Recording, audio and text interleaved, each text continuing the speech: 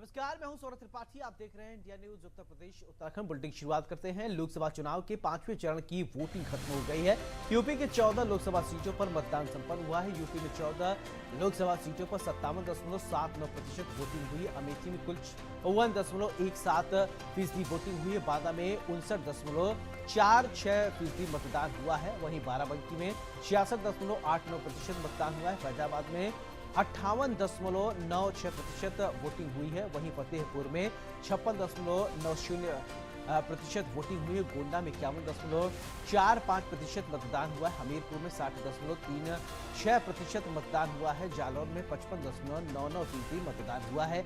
झांसी में 63.57% मतदान हुआ है। मतदान वहीं अगर कैसरगंज में बात करें तो 55.47%, कौशाम्बी में 52.60% मतदान हुआ। लखनऊ में 52.03% मतदान हुआ है। रायबरेली में 57.85% मतदान हुआ है। मोहनलालगंज में 62.53% लोगों ने अपने मताधिकार का इस्तेमाल किया है। तो 5वें चरण का मतदान खत्म हो गया। मतदान प्रतिशत हमने आपको बताया। तो ईवीएम में कैद हुई प्रत्याशियों की किस्मत। बाराबंकी में कुल 66.89% मतदान हुआ है। अमेठी से कांग्रेस प्रत्याशी केएल शर्मा से इंडिया न्यूज संवाददाता ने खास बातचीत की है। इस दौरान उन्होंने क्या कुछ कहा है, आइए आपको सुनाते हैं। दिया है तमाम ताबड़तोड़ जनसभाएं की, तमाम पार्टियों ने अपने अपने दावे किए, लेकिन इसी बीच खास बातचीत करने के लिए किशोरीलाल शर्मा जी है, जो कि अमेठी से कांग्रेस पार्टी के प्रत्याशी है और इन्होंने खूब मेहनत करी है। लेकिन इनकी मेहनत क्या जनता ने स्वीकार करी है, यही सवाल डायरेक्ट आपसे पूछूंगी।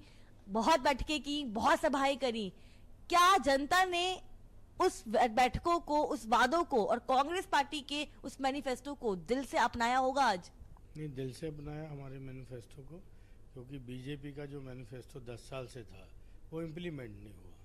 तो हम लोग अपना मैनिफेस्टो लेके आए, अपने 5 गारंटीज़ लेके आए। तो लोगों को बताया हम लोगों ने कि हमने कैंपेन पॉजिटिव रखी।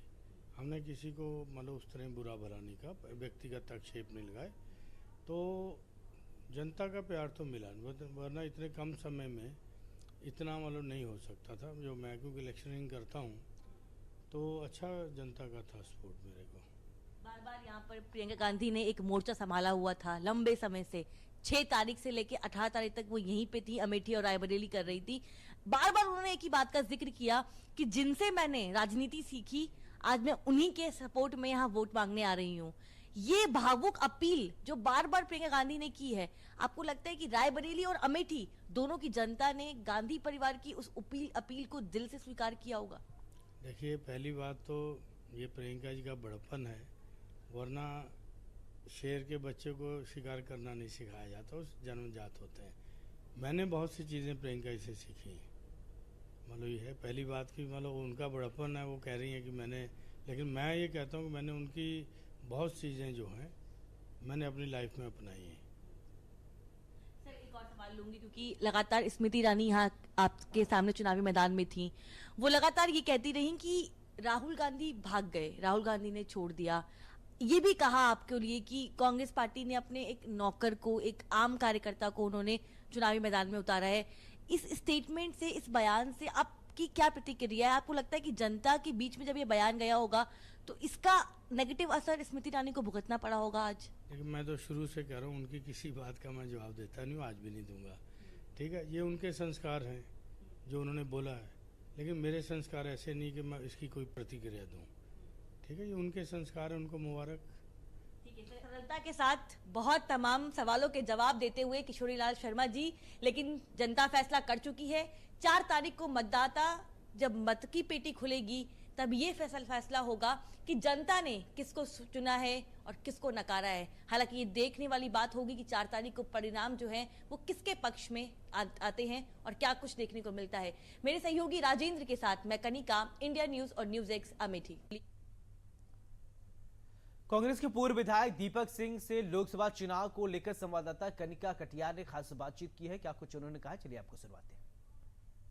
फेज के मतदान का आज फैसला जनता ने कर लिया है। उत्तर प्रदेश की 2 हॉट सीट रायबरेली और अमेठी पर कहीं ना कहीं आज जनता मतदान कर चुकी है और मेरे साथ अब बातचीत करने के लिए हैं पूर्व एमएलसी दीपक सिंह।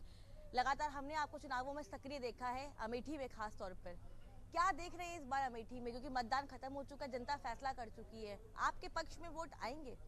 निश्चित रूप से आएंगे, अहंकार के खिलाफ आएंगे, अत्याचार के खिलाफ आएंगे और अमेठी में नव सृजन के लिए आएंगे, अमेठी में बंद हुए रोजगार के लिए आएंगे, अमेठी में जो प्रेम मोहब्बत भाईचारे का रिश्ता था उसे फिर से कायम करने के लिए आएंगे। क्योंकि लगातार प्रधानमंत्री जो है आपकी पार्टी पे आरोप लगा रहे हैं। आज उन्होंने 2012 के राहुल गांधी का जो वीडियो है एक वायरल हो रहा है,